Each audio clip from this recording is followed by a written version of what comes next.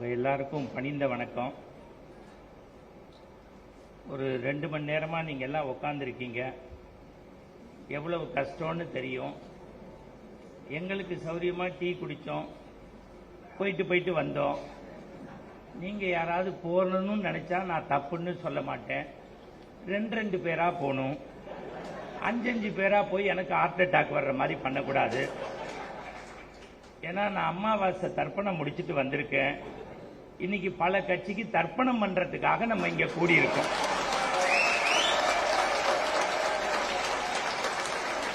Rajavel Nagaraj sir சிரிக்கப்படாது. நீங்க எல்லாம் பிஜேபியில ரொம்ப நாளா பண்ணிக்கிட்டு இருக்கீங்க. நாங்க இப்பதான் சேர்ந்திருக்கோம். இன்னமே தான் தர்ப்பணமே ஸ்டார்ட் பண்ண போறோம். வினோத் செல்வன் சாருக்கு பணிந்து சொல்றேன்,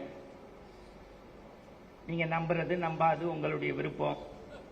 இப்ப என்னை யாரும் பேச கூப்பிடாட்டி நான் கவலைப்படுறதில்ல. எங்க மனைவியும் என் மகளையும் ஆடியன்ஸா வச்சு நானே பேசுற அளவுக்கு ஒரு முத்தின நிலைமைக்கு வந்துட்டேன். உங்களுக்கும் பணிந்து சொல்றேன், எனக்கு 51 வயசாகுது. 14 வயசுல மேடைக்கு ஏறினேன். குன்றக்குடி அடிகளார் தான் என்னை மேடைக்கு ஏற்றினவர். ஒரு 30 வருஷத்துல, திருப்பியும் சொல்றேன், நீங்க நம்புறதும் நம்பாதும் உங்களுடைய விருப்பம், ஒரு 6000 கூட்டம் பேசியிருப்பேன்.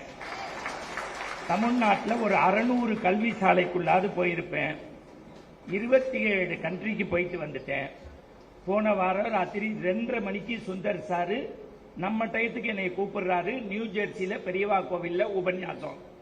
இவர் பேசி வச்சதுக்கு அப்புறம் அண்ணாமலை சார் சொன்னாரு, தம்பி மூட்டை கட்டி மரியாதையா தமிழ்நாட்டுக்கு வாழ்னாரு. ஆனா ஒன்னே ஒன்னு செல்லி சார்ட்ட சொல்றேன், என் ஆயுசுல 31 வருஷத்துல கிட்டத்தட்ட ஒரு 4000-5000 கூட்டத்துல வாழ்க்கையில 4 மணிக்குன்னு கூட்டம் பேச்சாளரை கூப்பிட்டு 8 மணிக்கு தான் மைக்க கொடுப்பான். என் வாழ்க்கையிலேயே 4 மணிக்கு மக்களை பத்தி கவலைப்பட்டு 4 மணிக்கே மைக்க கொடுத்த ஒரே அமைப்பு பிஜேபி மட்டும்தான். இல்ல, நீங்க சிரிக்கிறதுக்காக சொல்லல. எனக்கு நாக்குல சனி. இன்னைக்கு பார்த்தசாரதி கோவிலுக்கு எனக்கு மண்டபம் தெரியல, ரைட் லெப்ட்னு என் கருத்துப்பட ஒருத்தர் சொல்றான், பாடுறா செல்லி ஜோசியர் அடுத்து அரிகேசன் நல்லூரும் அங்கதான் போறாரு, இவர் தான்டா பேச போறாருங்கிறான். இல்லப்பா, நான் ஆன்மீகம் பேசுறவர் இல்ல, முகச்சாட ஒரே மாதிரியே இருக்கேன்னா இருக்கட்டும். நான் திருப்பி பணிந்து சொல்றேன், வாழ்க்கையில ஆடிக்கார்ல போற அரசியல் தலைவர்களை உங்களுக்கு தெரியும். ஆனா ஆடிக்கார்ல போற இல்ல, மைக்கு மனைவியும் ஒரே மாதிரி இருக்கக்கூடாது, 2 கத்தக்கூடாதுன்னு புரிஞ்சு சிரிச்ச 13 பேருக்கு நன்றி. எனக்கு இன்னைக்கு கத்திட்டா நாளை கச்சேரி இருக்கு. நான் வாயை நம்பி வாழ்றவன். ராத்திரி வந்து படுக்கும் போது 12:30 மணி. அதுவும் செல்லி அண்ணனுக்கு ஒரு கைத்தட்டு கொடுத்துருங்க. என் மாமனாரை விட என் மேல அன்பா இருக்க ஒரே ஆளு இந்தியாவில் அந்த மனுஷன் தான். வந்தோனே எந்திரிச்சு நின்று பாராட்டு. என்னை அறிமுகப்படுத்தினது பாருங்க, அடாடாடா. போன சனிக்கிழமை நான் இங்க வந்ததுக்கு அப்புறம் இந்த வீரமணி ராஜன் ஐயப்பன் பாட்டெல்லாம் பாடுவார்ல, சிங்கப்பூர்ல வீரகாளியம்மன் கோவிலுக்கு பேச போனாரு. ஆனா எவ்வளவு நான் கேட்டேன், நம்ம என்ன சுகிசுவமா வாங்குறத வெளியில சொல்லாம இருக்கிறதுக்கு? இருங்க இருங்கய்யா, இன்னும் ஆட்டமே ஆரம்பிக்கல. ஏன் இன்னும் 40 நாளைக்கு வச்சு செய்ய போறோம். அப்புறம் அதே மாதிரி உங்கள்கிட்ட சொல்லிடுறேன், இந்த மத்திய சென்னைன்னு நீங்க தானே சொன்னீங்க. ஒரே ஒரு நிமிஷம். அதான் ராஜவேல் சார் சொன்னாரு, இவர் எம்பி ஆகிறது உறுதி, மந்திரி ஆகிறது உறுதி. ஆனா நீங்க மந்திரி ஆனதுக்கு அப்புறம் வேற எவனாவது வந்து கிட்டக்க சொம்பு தூக்கினா பின்னிடுவோம். நான் இன்னைக்கு எழுதி தரேன் உங்கள்கிட்ட. ராஜவேல் நாகராஜ் சார் பேசினார்ல, ஒரு 29 நிமிஷம் பேசினாரு. ஒரு நூலகத்தின் உள்ளே சென்று வெளியே வந்த உணர்வு நமக்கு ஏற்பட்டது.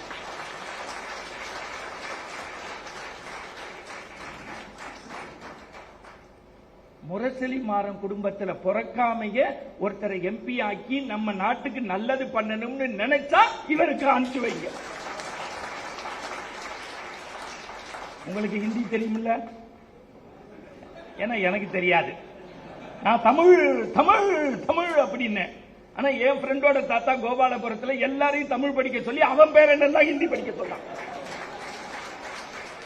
இதுங்க இன்னும் ஆட்டமே ஆரம்பிக்கல, ஏன் அவசரப்படுறீங்க? சிங்கப்பூருக்கு போனேன்னா பெரும் கூட்டம், ஒரு 450 பேர் உட்கார்ந்து இருந்தாங்க வீரகாளியம்மன் கோவில்ல. லிட்டில் இந்தியான்னு பேரு. என்னை அறிமுகப்படுத்துகிற செயலாளர் சொல்றாரு, தமிழர்கள் எல்லாம் ஒன்று கூடி இருக்கின்றீர்கள். இந்த கோவில் சாதாரணமான கோவில் இல்ல.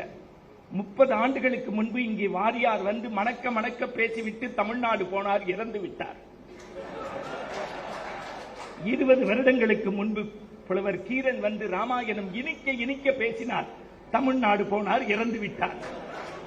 10 ஆண்டுகளுக்கு முன்பு குன்றக்குடி அடிகளார் வந்தார், மண்ணில் நல்ல வண்ணம் வாழலாம் என்று பேசிவிட்டு தமிழ்நாடு போனார், இறந்து விட்டார். இப்போது அவர்களெல்லாம் இல்லையே என்று கவலைப்படாதீர்கள், நம்மை மகிழ்விக்க மணிகண்டன் வந்திருக்கிறார். அந்த என்னை பாராட்டுறாரா இல்ல சங்கு ஊதுறானான்னு எனக்கு தெரியல. சார், ஆடி கார்ல போற அரசியல் தலைவரை தெரியும் சார், அது இல்ல சார் வாழ்க்கை. ஆஸ்பத்திரிக்கு போகாம மக்களுக்காக கிட்டத்தட்ட 4 மாசம் எண்மண் எண் மக்கள் நடந்து நடந்து தேய்ந்து தேய்ந்து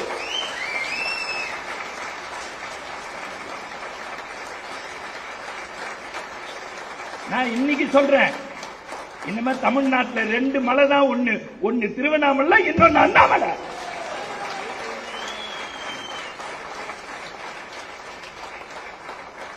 சொல்லு, போடு, யூடியூப்ல போடு, அண்ணாமலையின் சொம்பு போடா. 70 வருஷமா திராவிடம் பேசி சார், நான் வாழ்க்கையில ஒண்ணு சொல்றேன் சார், எனக்கு சால்வை போட்டாங்கல்ல, ஒண்ணு சொல்றேன், என் வீட்டுக்கு வாங்க, வாஷிங் மிஷின் மேல சால்வை இருக்கும், டைனிங் டேபிள் மேல சால்வை, ஜன்னல்ல சால்வை, ஏன்னா எனக்கு இலவசமா கிடைக்கிறது அது ஒண்ணுதான். ஆனா என் வாழ்க்கையில இன்னைக்கு இங்க போட்டீங்கல்ல இந்த திங்கர் செல் சால்வை, அது பத்மஸ்ரீ விருதை விட நான் பெருசுன்னு நினைக்கிறேன். ஒரு ஒழுக்கத்தை சொல்லட்டுமா? திராவிட இயக்கத்துல இதுல இருந்து எல்லா பேரும் யூடியூப்ல கேளு. நான் பேசிட்டு வேலுக்கு வீட்டுக்கு போறதை பத்தி கவலைப்படல, வேலூருக்கு போவேன் தைரியமா. பெயில் எடுக்கிற மொத்த செலவு செல்லியோடுது.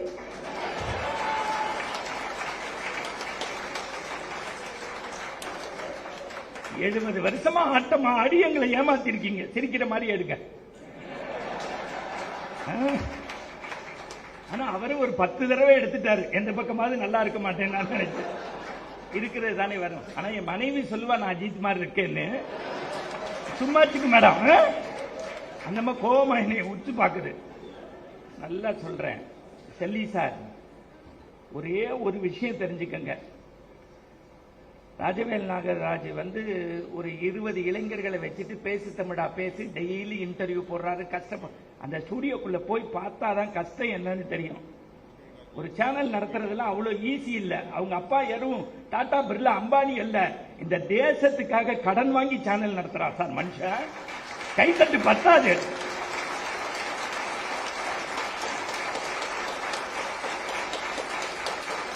சொல்லி என்ன, நீங்க கோச்சிக்க மாட்டீங்க. என் உடம்ப வச்சுட்டு என்னால 2 தடவை ஒண்ணுக்கு போக முடியல. இந்த உடம்ப வச்சுட்டு 10 நாளா அலைஞ்சிருக்கான் அந்த மனுஷன். சார், இவர் ஆடிட்டர். இவருக்கு இனிமே பிஜேபியில எதுவும் கவுன்சிலர் ஆகி எம்பி ஆகி மந்திரி ஆகி எதுவும் சம்பாதிக்கணுமா? படுத்து 2 ஃபார்ம் 16 போட்டா காசு கொடுத்துருவா. ஆனா தேசத்துக்காக வராம பாரு, இவன் தான் என் மனுஷன்.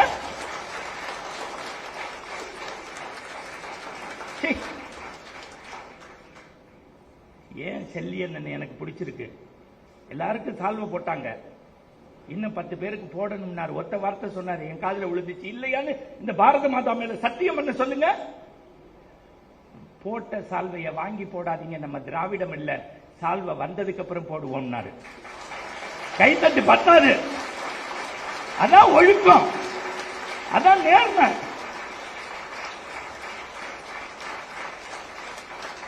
வந்து இங்க உட்கார்ந்துகிட்டு பிற தலைவனா இருந்தா தான் நாற்காலியே கொடுக்க மாட்டான்.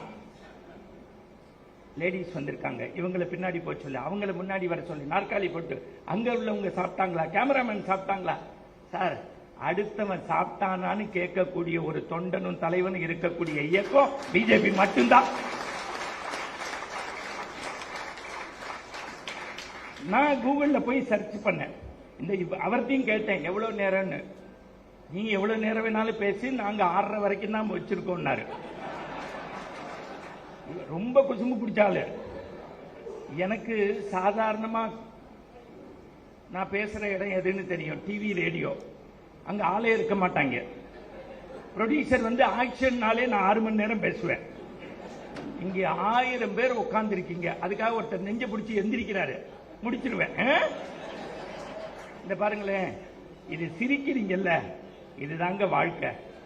நான் திருப்பி சொல்றேன், இந்த தேர்தல் முடிகிற வரைக்கும் யாரும் கோபமா இருக்காதுங்க. செருப்ப காலில் போடுங்க, சிரிப்ப வாயில போடுங்க, நம்ம ஜெயிச்சிடலாம். நோயே வராது. என் வாழ்க்கையில கணவன் மனைவியா உட்கார்ந்து அந்த அது என்னது திருமண் இட்டுண்டு அப்படியே என்னை எப்ப நயன்தாராவை பாக்குற மாதிரி முதல்ல இங்க உட்கார்ந்து பாக்குற அவங்களுக்கு கை தட்டுங்க. நீங்க என்ன சொன்னீங்க? அஜித், விஜய் அப்படின்னு சினிமாக்காரங்கள சொன்னீங்கல்ல. இன்னுமே தமிழ்ல ஒருத்தர் வந்திருக்காரு, ரொம்ப கெட்ட பையன் சார். அவன் பேரு அண்ணாமலைன்னு பேரு.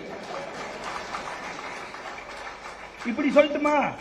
அண்ணாமலைய தொட்டவனும் கேட்டான், அண்ணாமலைய விட்டவனும் கேட்டான். பட் நமக்கு உறுதி, உங்களுக்கு குப்புறப்படுத்திருப்பீங்க. நான் திருப்பி சொல்றேன், இந்த இடம் பாரதியார் நடந்த இடம், தேய்ந்த இடம், வாழ்ந்த இடம். பாரதிய சத்தியம் சொல்றேன், அந்த ஆளுக்கு சாமி கும்பிடும் போது கூட தனக்கு தான் பொண்டாட்டிக்குன்னு கேட்கல சார். சொல்லடி சிவசக்தி, என்னை சுடர்முக அறிவுடன் படைத்து விட்டாய், வல்லமை தாராயோ இந்த மாநிலம் பயனுற வாழ்வதற்கு. Society society society. 39 வயசு சாகும்போது கடவுள் கேட்கிறானா, ஏண்டா 40 வயசு வாழலன்னு? எங்க 40 வயசு வாழ்ந்துட்டா என்னுடைய தலையிலும் மீசையிலும் அந்நியனுடைய நிறமாகிய வெள்ளை வந்துவிடும். 39 வயதிலேயே செத்து போறேன்னு சொன்ன தேசபக்தி கவிஞன் அந்த பாரதி பாடலை தெருவெங்கும் மேடைதோறும் ஐநாதோறும் சொல்லக்கூடிய உலக வரைபடத்தின் ஒரு ஒப்பற்ற தலைவன் உண்டென்றால் அதுதான் எங்கள் மோடிஜி. மறந்துடாதீங்க.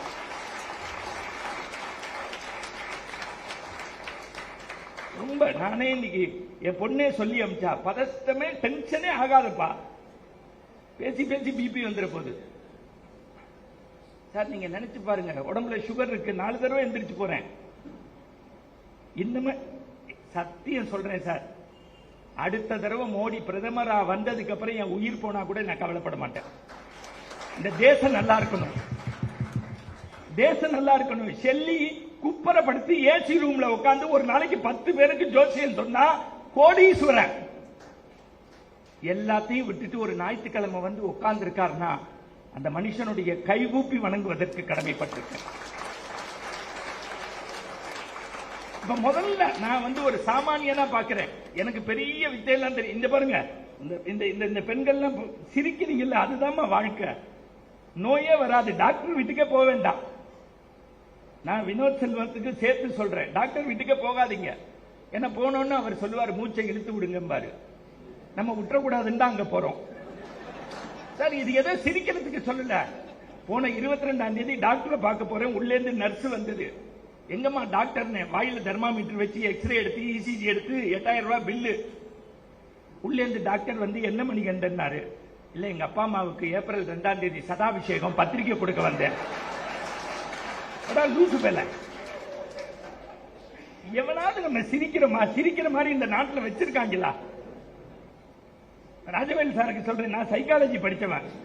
ஒரு தடவை சிரிச்சீங்கன்னா உங்க உடம்புல 2 சொட்டு நல்ல ரத்தம் ஊறுது. சுரேஷ் சாருக்கும் சேர்த்து தான் சொல்றேன். ஒரு தடவை சிரிச்சா 2 சொட்டு நல்ல ரத்தம் ஊறுது. 8 ஆப்பிள் சாப்பிடுறதும் ஒரு தடவை சிரிக்கிறதும் ஒண்ணுதான். அதுக்காக இன்னைக்கு எல்லாரும் ட்ரிப்ளிகேன்ல மாடியில ஏறி பாட்சாரதியை பார்த்து ரெங்கா என்னைய காப்பாத்துன்னு கைய விரிச்சு ராத்திரி 2 மணிக்கு தனியா சிரிச்சீங்கன்னா நாளைக்கு செல்லி எனக்கு போன் போட்டு நல்லா இருந்தாங்க லூசு பேல. இப்ப தெருவே 2000, 4000, 8000 அப்படி இல்ல. நம்ம வாழ்க்கையில சிரிக்கணும், சிந்திக்கணும். ஏன் மோடி ஆதரிக்கணும்? ஏன் மோடி ஆதரிக்கணும்? கூகுள்ல போய் சர்ச் பண்ணா மறந்துடாதீங்க, போன 22ஆம் தேதி போனேன். ஃபர்ஸ்ட் நான் போய் இறங்கின இடம் அட்லாண்டா.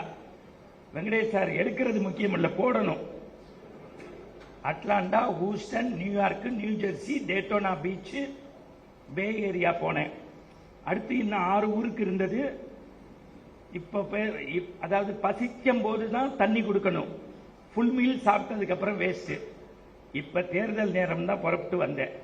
இப்ப மீண்டும் சொல்றேன், அப்படி எழுதியிருக்காங்க. ஏன் மோடி தியாகம், சுயநலம் இல்லாதவர், தேசாபிமானம், எளிமை, அடக்கம், குடும்ப அரசியல் கிடையாது, தனக்கு பின் வாரிசை கொண்டு வரவில்லை, லஞ்சம் ஊழல் கிடையாது, தனி மனித வாழ்விலும் பொது வாழ்விலும் ஒழுக்கம் மிக்கவர், தூய்மையும் தொண்டும் இருப்பதால் உலக மக்கள் பார்வையில் 84%, இந்தியாவில் 93% பெற்ற ஒரே தலைவர் மோடி.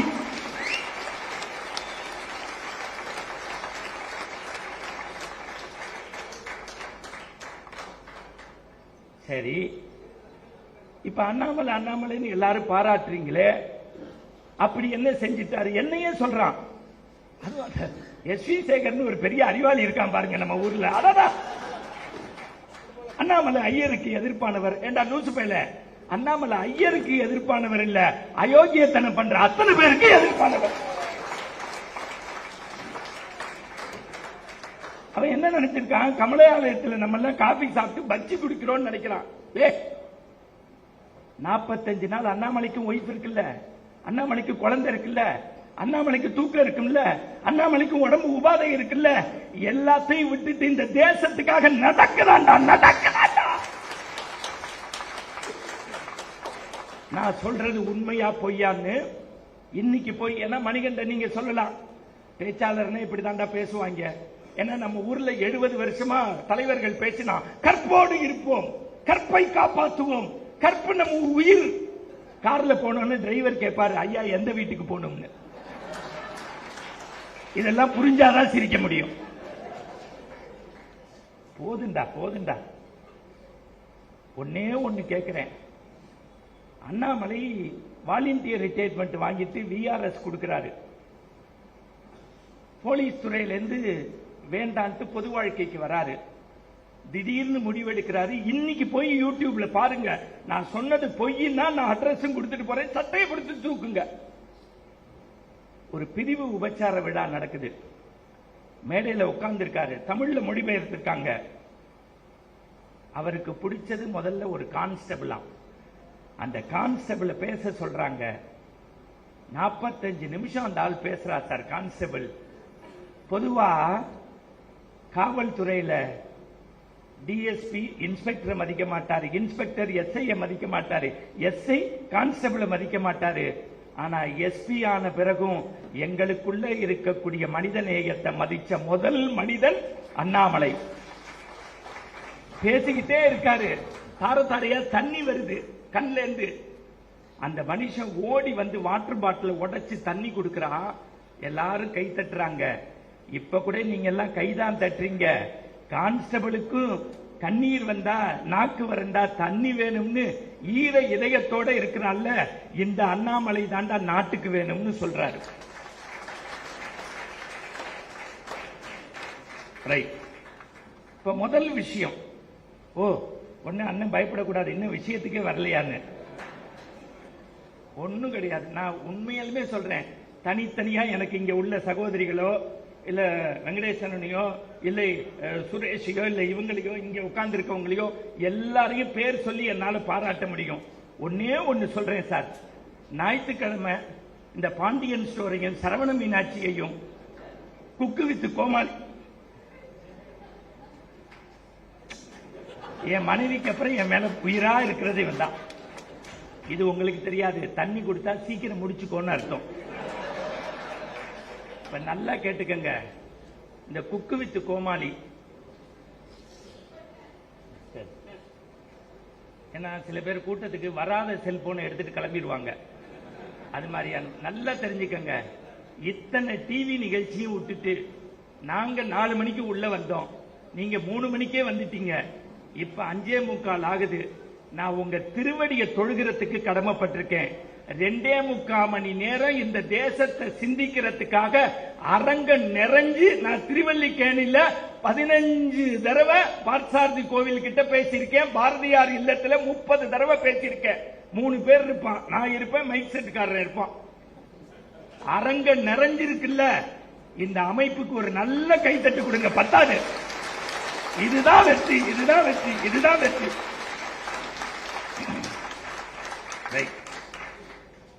இப்ப நம்ம என்னன்னா, களம் சாமானியன் பார்வை. இப்ப நம்ம முதல்ல நம்மளை எப்படி மழிக்க செய்தான்னா, நம்ம மொழியை பாதுகாக்கிறாங்க, தமிழை உயிரா நேசிக்கிறாங்க, இதெல்லாம் பேசினாங்க. நான் இப்ப எவிடன்ஸோட பேசுறேன். நேத்திக்கு காலையில நடந்தது. ராஜவேல் சார், எவிடன்ஸோட பேசுறேன். தமிழ்நாட்டில் யாரெல்லாம் தமிழ் பேசினாங்கன்னு உங்களுக்கு தெரியும். தமிழ்நாட்டில் எத்தனை எம்பி மறந்துடக்கூடாது ஸ்கூல் நடத்துறாங்கன்னு தெரியும். எத்தனை மந்திரி காலேஜ் நடத்துறாங்கன்னு தெரியும். அங்க தமிழ் பேசினா ஃபைனு தெரியும். தமிழ் பேசினா மறந்துடாதீங்க, அப்ளிகேஷன் ஃபார்ம்ல கூட தமிழ் கிடையாது. நேத்திக்கு ஒரு பெண்மணி மேடைக்கு போறா, மறந்துடாதீங்க, பாரத பிரதமருடைய காலை தொட்டு கும்பிடுறா அந்த பெண்மணி. அவ பேரு கீர்த்திகா கோவிந்தசாமி. கீர்த்திகா கோவிந்தசாமி எவிடன்ஸோட வந்திருக்கேன். ஏன்னா தினமலர் எழுதினா ஐயர் பத்திரிகைன்றுவான், இது தி இந்து எழுதி இருக்கு. இல்ல சொல்லணும்ல, உண்மைல்ல. இவர் போய் மேடையில மோடி காலை கும்பிடுறாங்க. மோடி சார் 3 தடவை இந்த பெண் காலை கும்பிடுறாரு. அடுத்த வார்த்தை சொல்றாரு, அம்மா கும்பிடுறது நம்ம பாரம்பரியமா இருந்தாலும் நீ கும்பிடக்கூடாது. ஏன் சார்? வீடியோ இருக்கு, போய் பாருங்க, சர்ச் பண்ணுங்க. ஏன் சார்? பாடுறவங்க, பேசுறவங்க, கதா காலட்சேபம் பண்றவங்க, ஓவியம் வரைகிறவங்க கலைவாணிக்கு சமம். ஒரு சரஸ்வதி என் காலில் விழக்கூடாது. சொன்ன வார்த்தை. அடுத்த வார்த்தை அவர் அந்த அம்மா அடிக்குது. யாரு? கீர்த்திகா கோவிந்தசாமி. ஒரு மகான் காலில் ஒரு மகள் விழுந்த மாதிரி நினைச்சுக்கங்க சார். சரிம்மா, கதை சொல்லி நீ காசு சம்பாதிச்சிருக்க மாட்ட, அவ பெயரை சம்பாதிச்சிருப்ப. இருந்தாலும் உன் தன்னலத்தை விட்டுறாத, பேசுமா, மைக்க பிடிச்சு கொஞ்சம் பேசுமா. அடுத்த வார்த்தை அந்த பெண்மணி சொல்றாங்க, மோடிஜி மன்னிச்சுக்கங்க, எனக்கு ஹிந்தியில பேச வராது, ஆங்கிலம் சரளமா வராது. மோடிஜி நிறுத்துமா, உனக்கு தெரிஞ்ச நீ கதை சொல்ற தமிழ்ல பேசுமா, தமிழ்ல பேசு.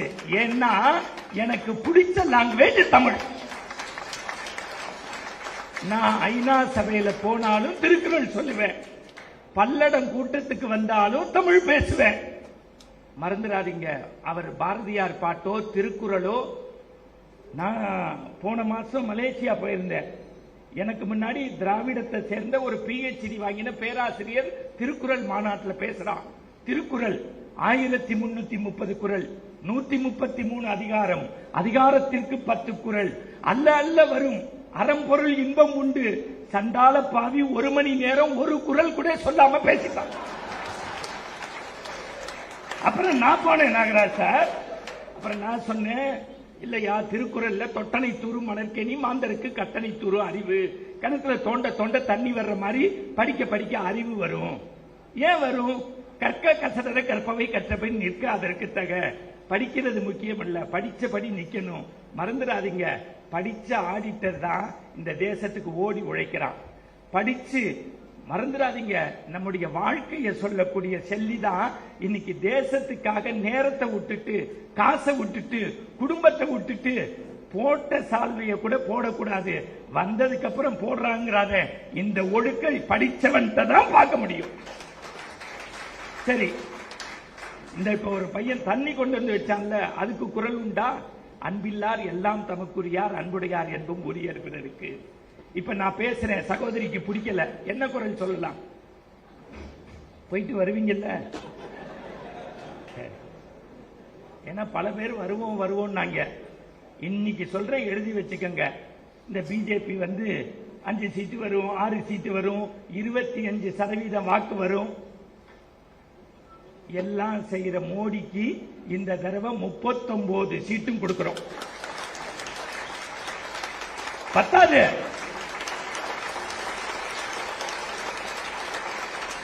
நான் இன்னைக்கு சொல்றேன், தமிழ்நாட்டில் 39 நபர்கள் நிக்கல, 39 தொகுதியிலையும் என் தேசத்தை காப்பாற்ற மோடி நிக்கிறார். மோடி நிக்கிறார். ரத்தத்துல உடம்புல ஊறணும். எவ்வளவு நாள் ஏமாத்துவீங்க? அடுத்த வரி அவர் சொல்றாரு, தமிழ்லயே பேசுமா நீ, எனக்கு பிடிச்ச லாங்குவேஜ் அதுதான். அத்தோட அது சொல்றாரு, இந்த கூட்டத்துக்குள்ளேயும் யாராவது ஒரு தமிழர் இருந்து உன் கதையை கேட்பாங்கம்மா.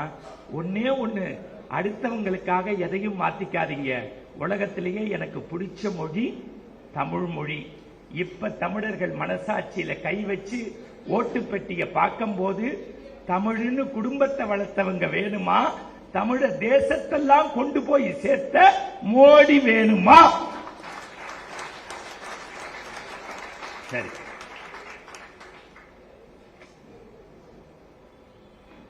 அடுத்து விடுங்க, மறந்துடாதீங்க. இது எங்க பாரதியார் வாழ்ந்த வீடு தானே. அவ சொன்ன வார்த்தை என்ன தெரியுமா? இந்த பொண்ணு சொன்ன வார்த்தை மறந்துடக்கூடாது. நான் உங்க மகள் மாதிரி சார்னா, நீங்க எனக்கு அப்பா மாதிரின்னா, ஒரு புள்ளையை எப்படி வளர்க்கணும் இந்த தேசத்திலேங்கிறத மோடி தேர்ந்து கத்துக்கங்க. ஏன்னா இன்னைக்கு திமுக காரன் புள்ள படிக்கிறான் குழந்தை வளர்ப்பது எப்படின்னு. ஏன்டான்னு கேட்டேன், இதுபடி எங்க அப்பா வளர்க்கறான்னு நான் செக் பண்றேங்கிறான். இல்ல சிரிக்கிறதுக்கு சொல்லல, இன்னைக்கு நம்ம புள்ள நம்மளோட அறிவா இருக்கான் சார். 8ஆம் கிளாஸ் படிக்கிற பையன் அப்பாவை பார்த்து கேட்கிறான், ஏன்பா என்னை பெத்தேங்கிறான். அவன் என்ன சொல்ல முடியும்? தெரியாம நடந்துருச்சு, உள்ள போமாங்கிறான். இன்னைக்கு குழந்தை எப்படி வளர்க்கிறோம் உண்மையா சொல்லுங்க. இந்த மாதிரி பள்ளிக்கூடத்தில் சேர்த்துட்டு நாங்க படிக்கும் போது ஒழுக்கம் இருந்தது, நன்னறி இருந்தது. இன்னைக்கு உலக மேப்ப போட்டா அவனுக்கு ரஷ்யா சொல்ல தெரியுது, சீனா சொல்ல தெரியுது, இலங்கை சொல்ல தெரியுது. ஆனா பள்ளிக்கூடம் விட்டா வீட்டுக்கு வர தெரியல. குழந்தைய போட்டு அடிக்கிறான். ஏன் சார் அடிக்கிறீங்கன்னு 8th பிளாட்ல இருந்து ஓடி வந்து கேட்கிறான். சும்மா இருங்க சார், 30,000 ரூபாய் கொடுத்து ஸ்கூல்ல சேர்த்தேன், மாசம் 3,000 ரூபாய் கட்டுறேன். 2 வருஷம் ஜூம்லயே படிச்சான் கோவிட்ல. 3வது வருஷம் சன்னுக்கு 3க்கு வித்தியாசம் தெரியல, சன்னுக்கு 3க்கு வித்தியாசம் தெரியல. அதுக்கு அவன் சொன்னான், லூசு பையல, அவனுக்காக சன்னுக்கு 3க்கு வித்தியாசம் தெரியல, உனக்கு உன் சன்னது ஏன் சன்னதுன்னு தெரியல விடுறா அப்படிங்கிறான். மறந்துடாதீங்க, நம்ம பிள்ளைங்களை படிக்க விடாம செய்யறாங்க. நம்ம பிள்ளைங்களுக்கு இன்னைக்கு கல்வி, பிறமொழி கல்வி இருந்தா தான் நம்ம ஜெயிக்க முடியும். அடுத்த விஷயத்துக்கு வரேன். பாரதி என்ன சொன்னா? கற்பு நிலை என்று சொல்ல வந்தால் இரு கட்சிக்கும் பொதுவில் வைப்போம். ஆணெல்லாம் கற்பை விட்டு தவறு செய்தால் பெண்மையும் கற்பிழந்திடாதே. மாதர் தம்மை இழிவு செய்யும் மடமையை கொடுத்துவோம். பட்டங்கள் பெறுவதும் சட்டங்கள் இயற்றுவதும் பாரினில் பெண்கள் நடத்து வந்தோம். ராஜவேல் சார், பொதுவா நம்ம பத்திரிகையில ஒரு செய்தி வந்தா என்ன சொல்லுவோம்? ஆளை வச்சு எழுத வச்சாங்க. நேற்றுக்கு என்ன தினம்? உலக மகளிர் தினம். ஓகேவா? உலக மகளிர் தினம். ஒரு பக்கம் மோடி சிறப்பை பத்தி சொன்னேன், அந்த மரியாதைக்குரிய சகோதரி கீர்த்திகா கோவிந்தசாமி பத்தி சொன்னேன். அதே பத்திரிகையில மறந்துடாதீங்க, இன்னொரு பெண்மணி மோடிக்கு நன்றி தெரிவிக்கிறா. அவ யாருன்னா இன்போசிஸ் நாராயணமூர்த்தியினுடைய மனைவி. எவிடன்ஸ். அண்ணே, பரீட்சைக்கு படிக்கிற மாதிரி படிச்சுட்டு வந்திருக்கேன். 3:30 மணி ராத்திரி ஏன் தெரியுமா? சார், உங்க நேரம் முக்கியமானது. இது ஒழுக்கமான மேடை, தர்மமான மேடை, அறமான மேடை. 10 நாள் உழைச்சிருக்கான் இந்த மனுஷன். நான் 10 மணி நேரம் தூக்கத்தை யோசிக்க கூடாது. நேற்றுக்கு கூட்டம் முடிஞ்சு வந்த போது 12:30 மணி. இன்னைக்கு காலையில நான் படுக்கும் போது 3:30 மணி. 8 மணிக்கு எந்திரிச்சேன். 10:30க்குள்ள எல்லாம் முடிச்சு, அம்மாவாசை இல்லடா, பிஜேபி கூட்டத்துக்கு போய் அடுத்த கட்சிக்கு தவசம் பண்ணணும்னு வந்திருக்கேன். மறந்துடாதீங்க, இன்போசிஸ் நாராயணமூர்த்தி சொல்றாங்க. முதல்ல அவர் சொன்னதை கேட்போம். என் மனைவி கைவளையல கொடுக்கலன்னா இன்போசிஸே கிடையாது. 10,000 ரூபாய கொடுத்தா அதுதான் மூலதனம். இன்னைக்கு 10,000 பேருக்கு வேலை கொடுக்கிறேன், அதுல 6,000 பேர் தமிழர்கள். அது பெருசு இல்ல, அது பெருசு இல்ல.